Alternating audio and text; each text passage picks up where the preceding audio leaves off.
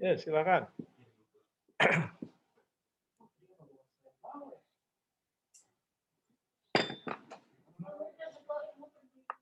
Ya, Assalamualaikum warahmatullahi wabarakatuh. Waalaikumsalam.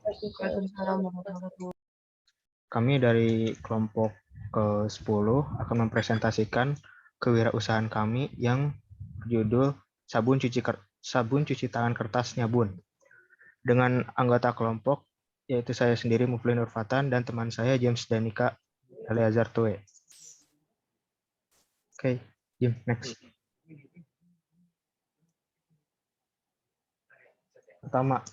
Pertama-tama latar belakang.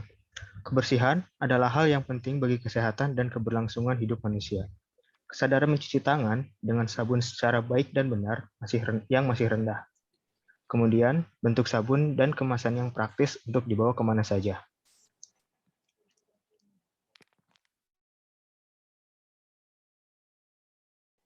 Untuk nama dan lokasi usaha, kita memiliki nama yaitu Sabun Cuci Tangan Nyabun.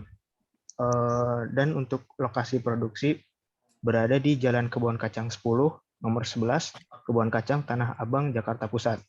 Dan untuk lokasi penjualan, kami memiliki beberapa melalui situs online seperti Instagram, di Tokopedia, Shopee, dan beberapa swalayan lainnya.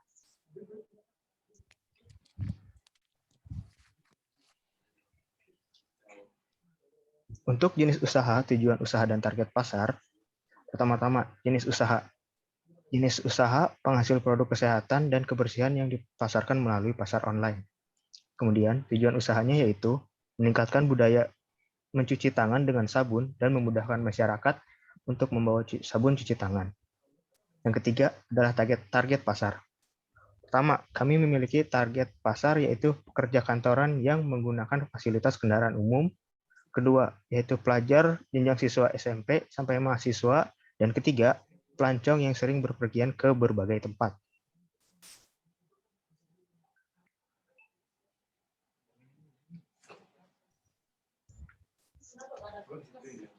Kelebihan.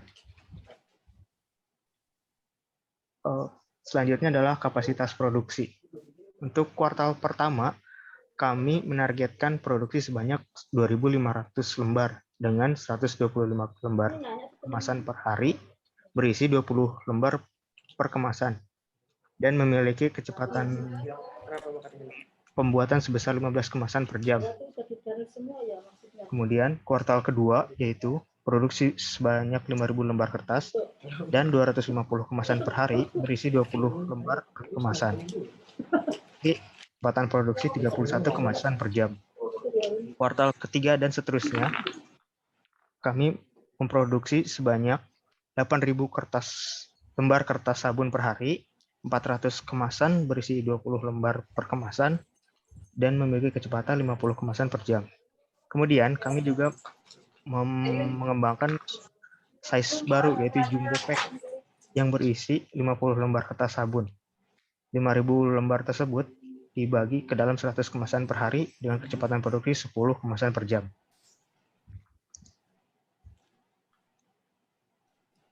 Desain produk. Dalam memasarkannya tentu kami memiliki desain produk yang akan dipasarkan kepada masyarakat. Yang pertama-tama kita bisa lihat dari desain produk yang ada yaitu warna biru, melambangkan kebersihan di mana produk kami sebagai produk pembersih tangan. Bentuk kotak yaitu melambangkan produk sabun kertas, tetes air sebagai komplemen atau pembasuh sabun, Nyabun melambangkan merek produk yang berarti melakukan kegiatan dengan sabun, dan IST 2021 melambangkan tahun berdirinya usaha produk ini.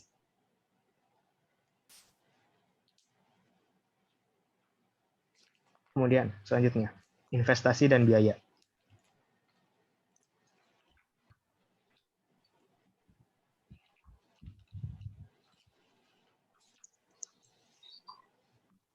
Selanjutnya itu ada yang pengeluaran. Nah, pengeluarannya ini dibagi menjadi biaya pengadaan bahan dan perlengkapan, biaya operasi seperti biaya listrik, biaya upah pekerja, biaya transportasi, biaya ekspedisi, dan biaya tidak terduga. Terus ada biaya investasi dan biaya pajak. Nah, berikut rincian pengeluaran yang ada pada usaha kami, yaitu ada pengeluaran dari bahan dari sabun itu sendiri selama 1 bulan.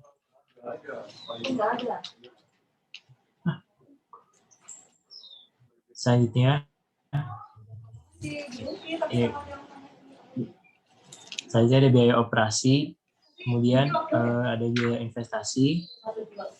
Nah, pemasukannya ini dari penjualan yang telah tadi dijelaskan, dari kuartal 1 sampai kuartal 3 itu akan dibagi menjadi 4 tipe kemasan, penjualan. Nah, ada yang kemasan kecil 20 lembar yang sekali pakai, kemudian ada kemasan jumbo 50 lembar sekali pakai, kemudian ada kemasan kecil 20 lembar yang digunakan untuk refill, kemudian ada kemasan jumbo 50 lembar yang digunakan untuk refill juga. Selanjutnya untuk menentukan BP. Yang pertama ditentukan dulu biaya tetap atau fixed cost, kemudian biaya variabel, biaya total, lalu dihitung BP unit dan BP rupiah, baru dapat dibentuk grafik BP-nya. Nah, biaya tetap ini itu dari kemasan produk, kemudian ada mesin. Jadi biaya tetap ini adalah biaya yang digunakan yang tidak mempengaruhi dari hasil produksinya. Kemudian biaya variabel ini adalah bahan-bahan dari sabun itu sendiri. Selanjutnya biaya total, yaitu biaya yang diperoleh oleh biaya tetap dan biaya variabel yang dihasilkan pada produksi suatu produk dalam jangka waktu tertentu. Menentukan BP unit. Nah, BP unit ini ditentukan dari jumlah unit dan harga jual yang ditentukan. Nah, terdapat ada 4 jenis produk. Kemudian mendapat hasil margin distribusi, yaitu dari harga jual dikurang biaya variabel. Nah, proporsi ini ditentukan dari jumlah persentase seluruh produk. Jadi yang jenis A itu ada proporsinya 41%, yang jenis B itu ada 11%, yang jenis C ada 38%, yang terakhir yang D itu 8%. Nah, menghitung BP unitnya. Nah, setelah didapat harga jual dikurang biaya variabel serta proporsinya dapat dihitung melalui dengan rumus biaya tetap per harga jual produk A dikurang biaya variabel produk A dikali proporsi produk A ditambah harga jual produk B kurang biaya variabel produk B dikali proporsi produk B sampai seterusnya. Nah, dapat BP unit itu 777,68 unit. Atau kalau dibulatkan sekitar 778 unit. Selanjutnya ada BP rupiah. BP rupiah itu terhitung dari perkiraan BP unit yang terjual. Nah, dari BP unit yang tadi itu kan sekitar 777,68. Nah, itu dibagi lagi sesuai dengan proporsi setiap produknya. Jadi produk A mendapat sekitar 324, produk B 90, produk C 298, dan produk D 64. Nah, lalu menghitung jumlah BP unit dikali harga jual setiap jenis produk. Kemudian didapat hasil total.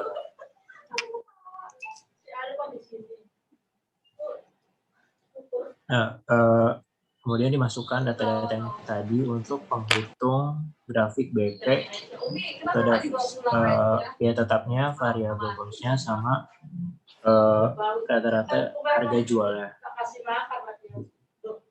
Kemudian didapat tadi titik bahwa di penjualan 777 itu mencapai titik BEP-nya dengan pendapatan 10.161.711.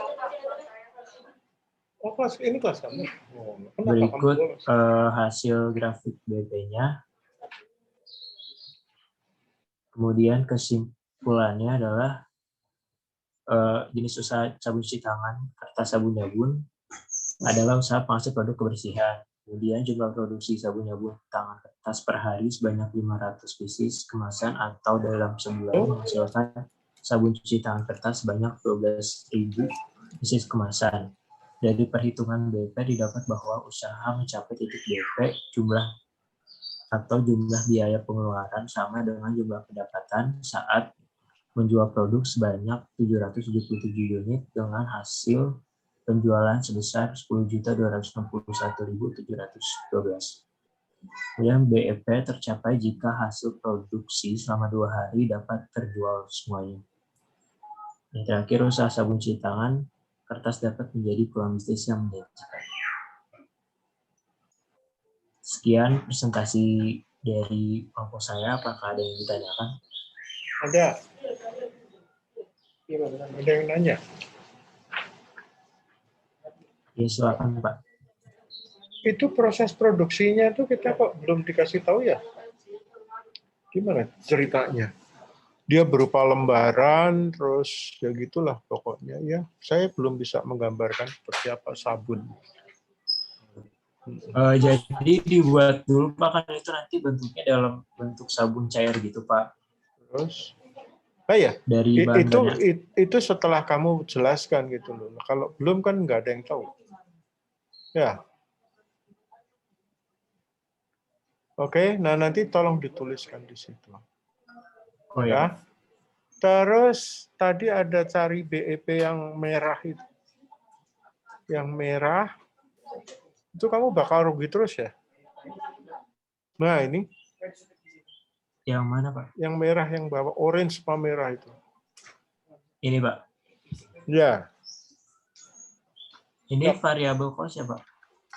Oh itu variable cost. Iya Pak. Terus kalau yang abu-abu apa? Abu-abu total cost ya, variabel ditambah fixed cost. Oh gitu. Jadi berapa bulan? Pak, oh produksi ya, jumlah produksi ya. Jumlah produksi 800 kamu udah untung. Iya, sekitar 770. Oke, kalau gitu nanti tolong proses produksinya ya tambahin Pak. Ya. Ditambahin ya Pak. Ya Pak, makasih Pak. Oke, makasih. Siapa lagi? Sekian presentasi. Ini kamu siapa Mbak? Aldina. Kamu udah maju? Udah direvisi belum?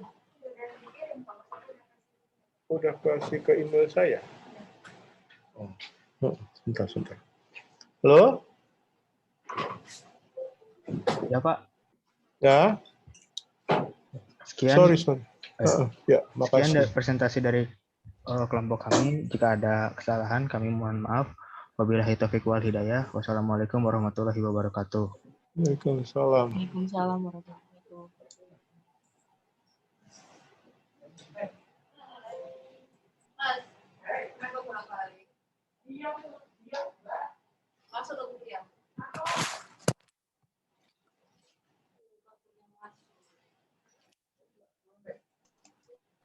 Bapak lanjut kelompok saya ya Pak. Lanjut. Bentar. Saya masuk ke isi.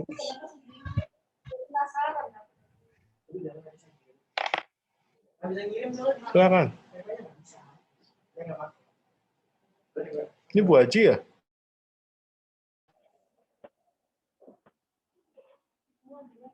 Ya udah, silakan.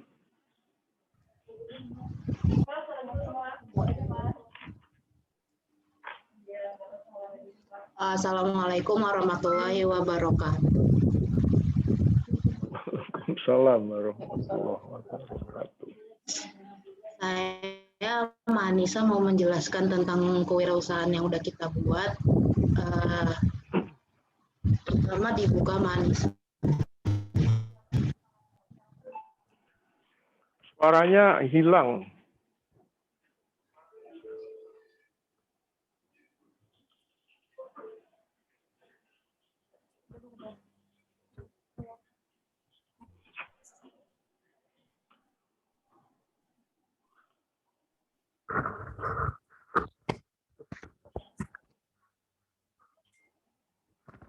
Pokok bahasan yang akan kami bahas hari ini yaitu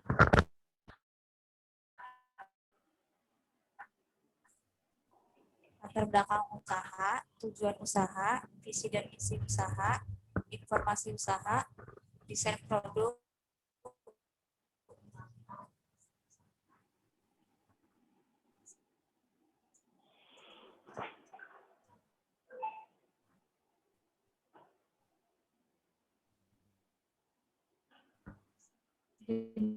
jenis produk, investasi biaya usaha, dan yang terakhir break even point.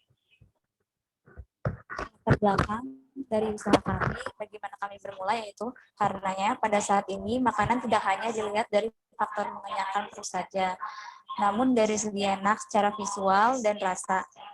Untuk itu dibutuhkan suatu wadah yang mampu mengembangkan sumber daya manusia agar kuliner bisa bertahan dan dikembangkan lebih jauh lagi.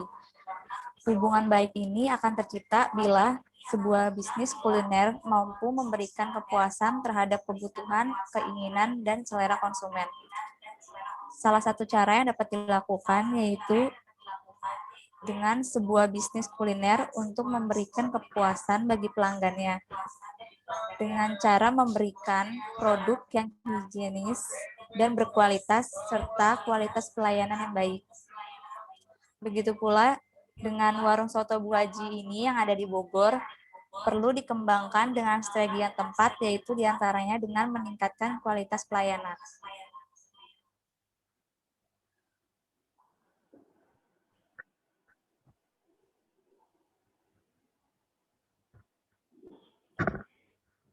Tujuan dari usaha ini yaitu satu, untuk menarik minat masyarakat pada makanan khas asli Betawi, khususnya warga dan wisatawan di Kota Bogor. Yang kedua, memudahkan pembeli ketika ingin membeli dengan adanya toko online dan offline yang kami sediakan dalam usaha kuliner ini. Lalu yang ketiga, berperan aktif dalam bidang bisnis dan kewirausahaan. Yang keempat, mendapatkan keuntungan. Dan yang kelima, mengurangi tingkat pengangguran.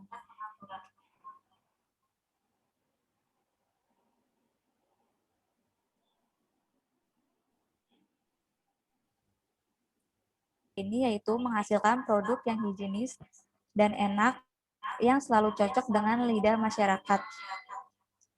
Dengan visinya yaitu memberikan dan menerapkan pelayanan yang baik serta berkualitas tinggi demi kepuasan dan kepercayaan pelanggan.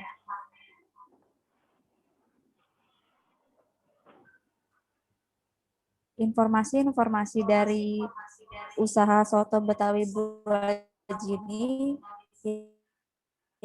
yaitu dengan namanya soto di bidang usahanya usaha kuliner Nusantara, dan lokasi usaha ini terletak di Jalan Raya Bogor, Sukabumi, nomor 7, RT 4, RW.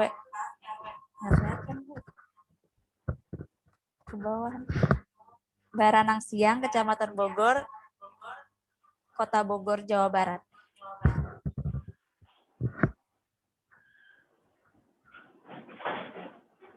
Dengan jenis hidangan yang kami sediakan ada 4, yaitu soto Betawi daging, soto Betawi ayam, soto Betawi ceker, dan soto Betawi iga. Dengan konsumen yang kita tujukan yaitu untuk wisatawan, domestik atau non-domestik, pelajar atau mahasiswa, pekerja, dan masyarakat sekitar. Dengan tenaga kerja yang kita ambil yaitu 2 orang pemilik usaha, 2 orang tukang masak, 2 orang pelayan, dan 1 orang kasir. Dan kita menyediakan usaha ini dipesan secara online di warung dan online dengan Grab atau Gojek.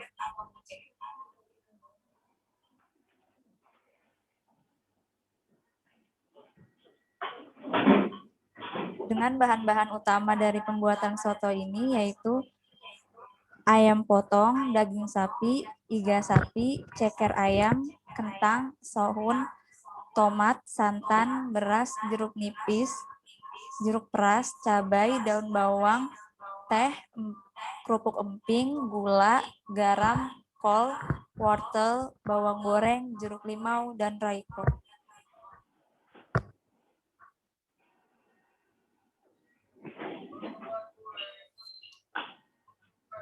Proses pembuatan dari produksi soto ini yaitu dengan pertama pembelian bahan, lalu kemudian dengan pembuatan variasi kuah yang ada dua yaitu kuah santan dan kuah bening, lalu proses persiapan bahan untuk pembuatan sotonya, dan kemudian di pemasaran.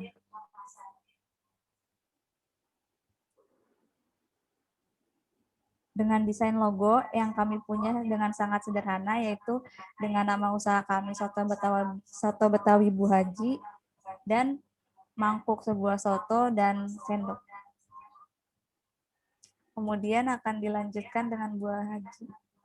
Bu Andini. Selanjutnya itu ada jenis produk dari yang kita jualkan itu.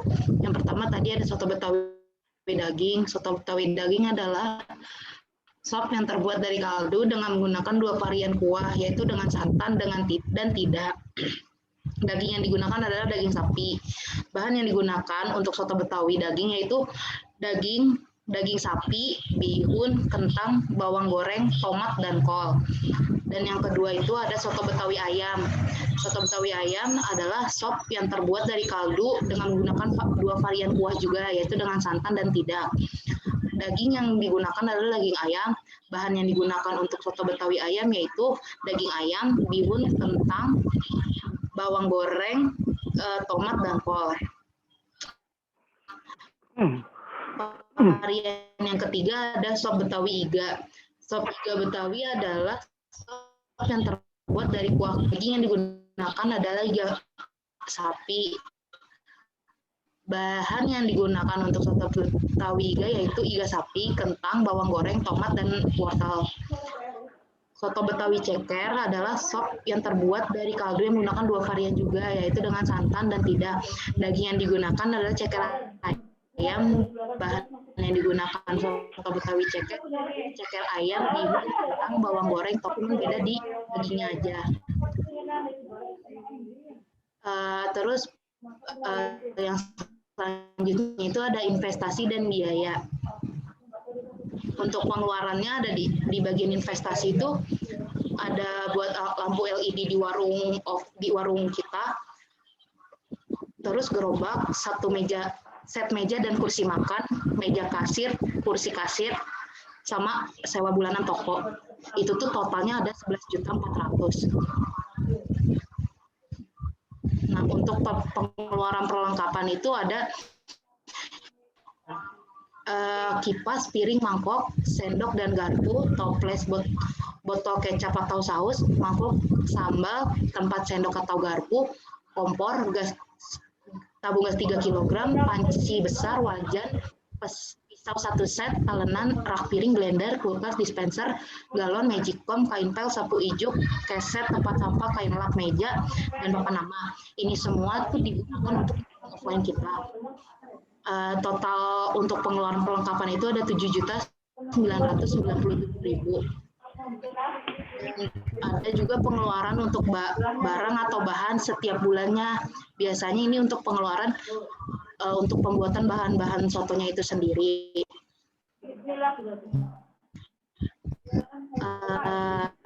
Itu ada ayam, ceker, santan, garam, roiko, jeruk limau, kol, kentang, cabai rawit, tomat, daun bawang, bawang goreng, wortel, jeruk peras, isi ulang gas, pewangi lantai, spons cuci piring, sabun cuci piring, pengharum ruangan, pembersih meja, plastik besar, plastik kiloan, paper bowl, sama plastik sambal.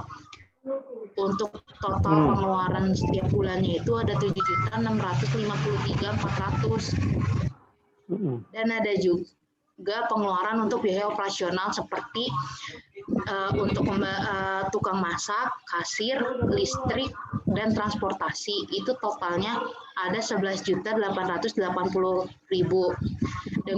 dan ada juga pajak itu sebesar 930.000 dan untuk pemasukannya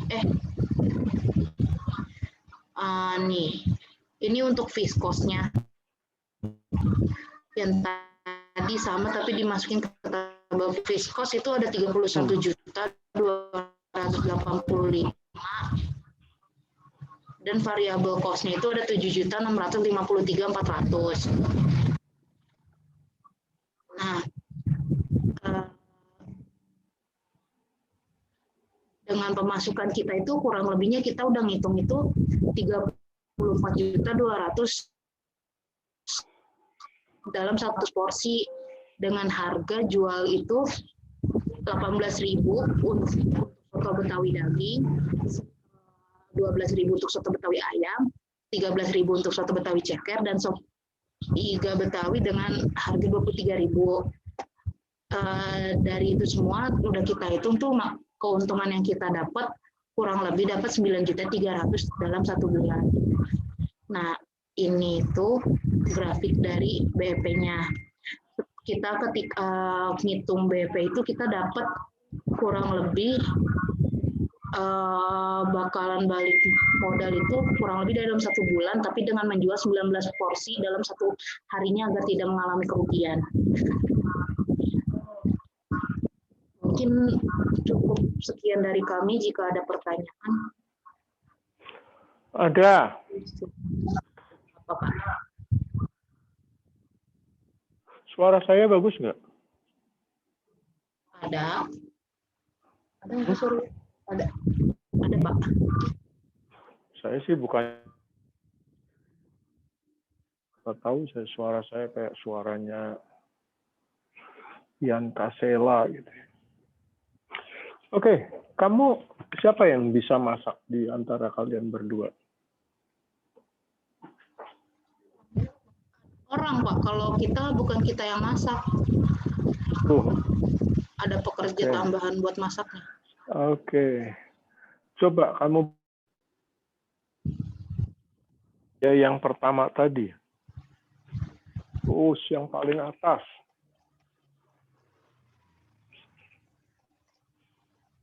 Terus. Nah, ya bawahnya kali.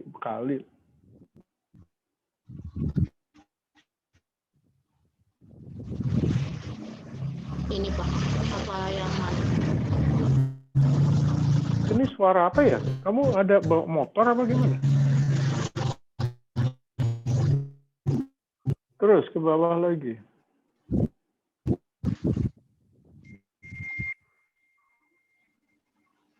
Ke bawah lagi, Bu Haji. Yang mana, Pak? Visi misi. Bukan pembiayaan yang Informasi pertama usaha. tadi. Ya. Terus, turun. Terus.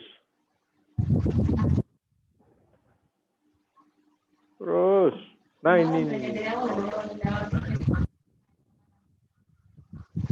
Turun lagi.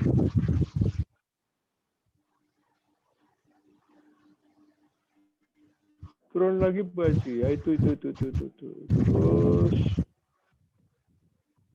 Tadi kok nggak gini ya perasaannya? Tulisannya ya. Terus. Dikit. Naik terus. Op. Naik apa turun, Pak? Turun. Op. Naikin dikit nggak kebaca.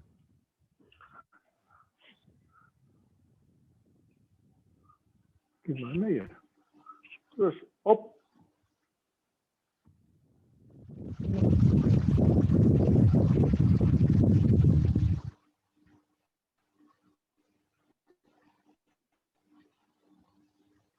Oh ya.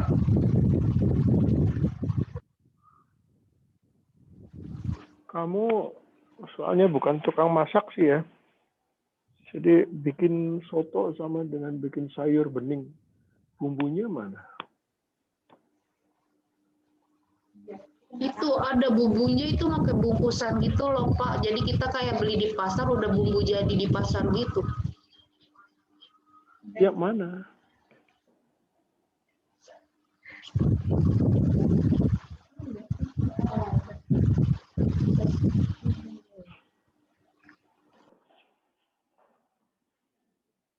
Ada Bu Haji.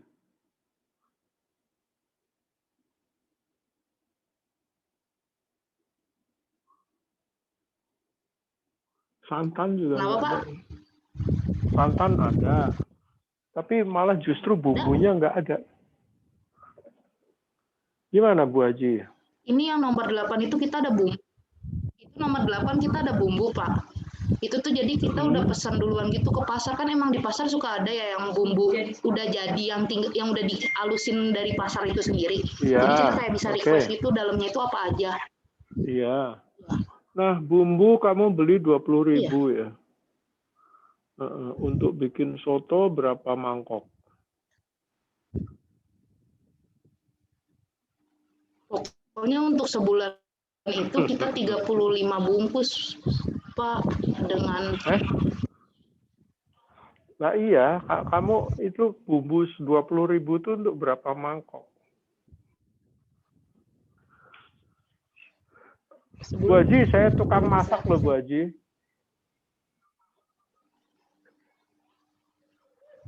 ya Pak. Itu kamu beli bumbu 20.000 untuk jualan soto, gimana ceritanya? Nanti dikoreksi lagi ya. Halo? Nanti dikoreksi lagi. Pak.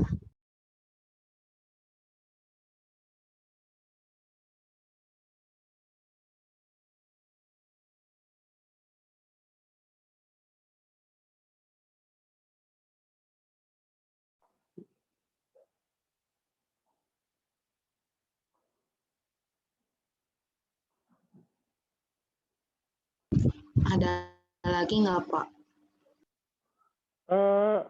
Kamu ketemu saya aja kalau gitu. Tapi karena kita selesai lockdown tanggal 2 kan? Ya. Bu Haji, kamu tinggal di mana? Saya di Bogor Pak.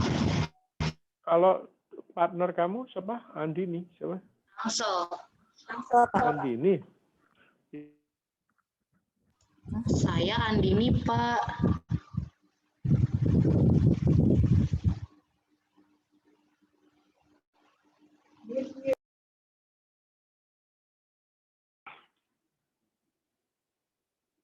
Andini, Iya Pak. kamu tinggal di mana? Bogor.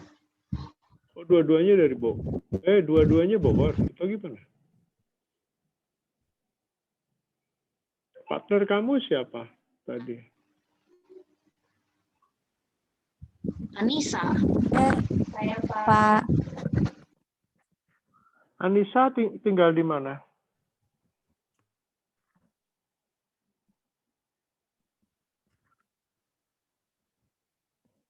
Tangsel Pak. Tangsel. Oke, kalau gitu ya. Nanti ketemu saya ya minggu depan ya. Tapi Oke, Pak, silakan. buat pengumpulan kan minggu depan udah UTS, UAS. UAS kamu hari apa? Hari Senin pelajaran Bapak. Ya, berarti Jumat kita bisa ketemu. Ya. Jumat minggu itu. Tanggal 9. Oke. Ya. Iya Pak. Ya gitu ya. Yang terakhir siapa? Ini Pak. Cindy. Cindy. Ya, Pak. Ya udah silakan. Hmm. Kok belum pengeluaran? Ini punya Bu Haji, belum di close, Pak. Oh, ya udah di close dulu. Cindy sendirian kamu? Iya, Pak. Nah, kamu mau ngapain? Ini.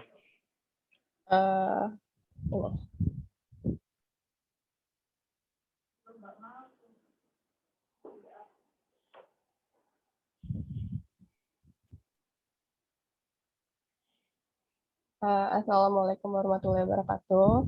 Waalaikumsalam warahmatullahi wabarakatuh. Jadi hari ini saya akan mempresentasikan usaha yang telah saya buat, yaitu daycare dengan nama Kasih Bunda.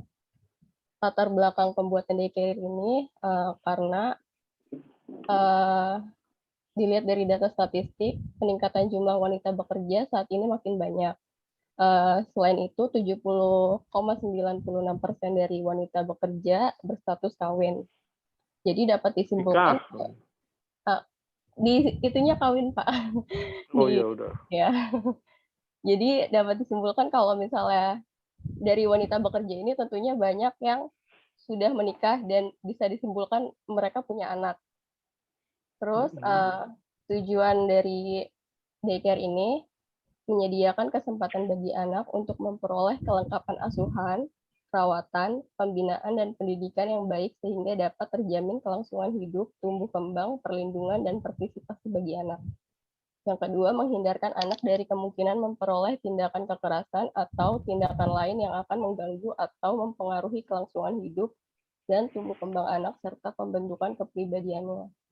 Yang ketiga, membantu orang tua atau keluarga dalam memantapkan fungsi keluarga, khususnya dalam melaksanakan pembinaan kesejahteraan anak di dalam dan di luar keluarga. Dengan demikian, lembaga pelayanan ini merupakan upaya preventif dalam menghadapi keterlantaran melalui asuhan, perawatan, pendidikan, dan bimbingan bagi anak usia dini. Jenis usahanya yaitu Taman Penitipan Anak. Menurut petunjuk teknis penyelenggaraan Taman Penitipan Anak adalah salah satu bentuk PAUD atau pendidikan anak usia dini yang termasuk jalur non-formal sebagai tempat atau sarana kesejahteraan yang berfungsi sebagai pengganti keluarga dalam jangka waktu tertentu bagi anak dengan orang tua yang bekerja. Analisis produksinya, profil perusahaan ini dengan nama perusahaan Kasih Bunda Daycare, alamat berada di Jalan Muara Karang, Pluit Penjaringan, Jakarta Utara. Nomor telepon sebagai berikut.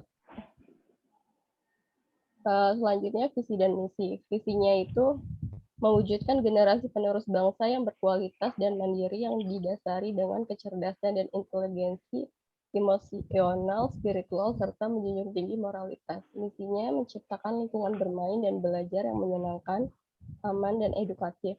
Memberikan lingkungan yang aman, nyaman, dan sesuai dengan kebutuhan tumbuh kembang anak. Sebagai sarana tempat pembelajaran keterampilan, kemandirian, dan nilai-nilai keagamaan bagi anak-anak. Menanamkan kasih sayang pada yang lebih muda dan menghormati pada yang lebih tua sejak usia dini. Produk dan layanan yang kami tawarkan terdapat 2 jenis, yaitu Taman Penitipan Anak dan kelas pendidikan anak. Di Taman Penitipan ini, Taman Penitipan Anak ada TPA full day, TPA half day, dan TPA non-reguler. Di kelas pendidikan anak terdapat infant class, toddler class, dan preschool. Rencana biaya program yang saya buat seperti ini: pendaftaran 2,5 juta per tahun, dan TPA full day 1,2 juta per bulan, TPA half day 750.000 per bulan, TPA non-reguler 75.000 per hari, infant class 2 juta, toddler class 1,5 juta, dan preschool 1,8 juta.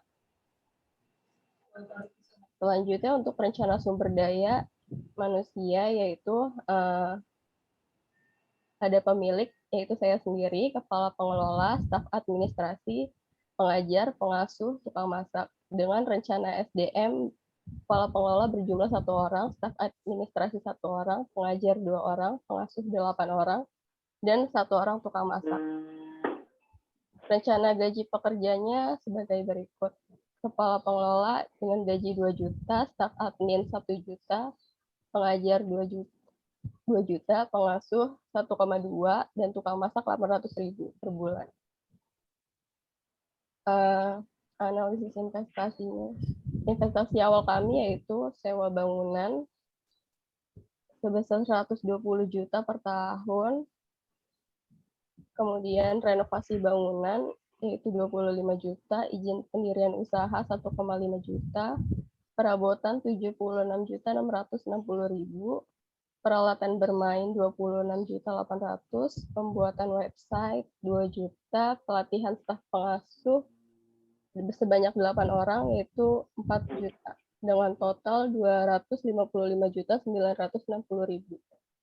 Dan biaya operasional per bulan ada bahan makanan 2.500.000, alat pembelajaran 500.000, langganan listrik, air, telepon, dan lain-lain 1.500.000, gaji pekerja sebanyak 13 orang, totalnya 17,400. Terus dokter dan psikologis anak untuk per bulan kita adakan 1 kali yaitu 2 juta. Langganan buku cerita 40.000. Terus ada website 200.000, brosur 10.000, dan bunga pinjaman 666.666, dengan total biaya operasional 24.846.000. Fixed cost-nya ada sewa bangunan, langganan listrik, gaji, dokter, langganan buku, website, brosur, dan bunga pinjaman itu sebesar 31,8 juta. Dan variable cost-nya ada bahan makanan dan alat pembelajaran sebesar 225.000. Dengan harga tersebut, maka DP unitnya diperoleh, DP unit akan tercapai saat kita punya 28 anak.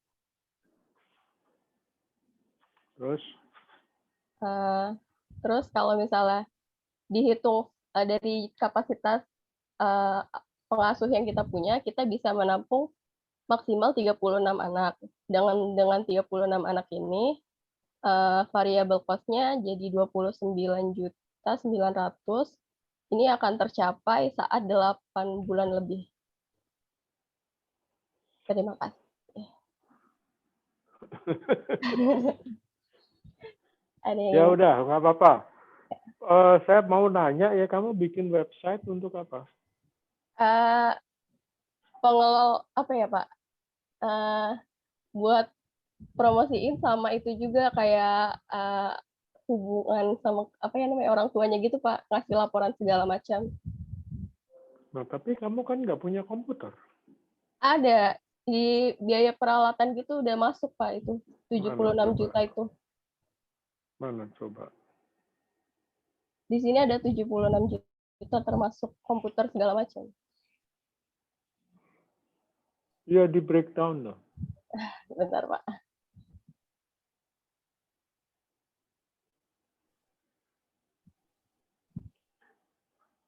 Cari dulu.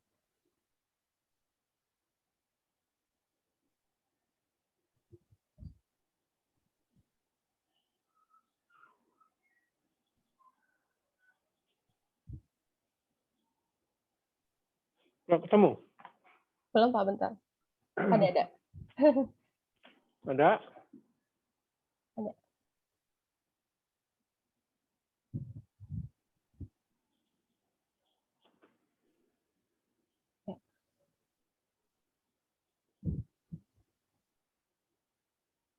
Ini. Yang ini Pak, sebelah sini. Komputer laptop 3,5 juta itu. Iya.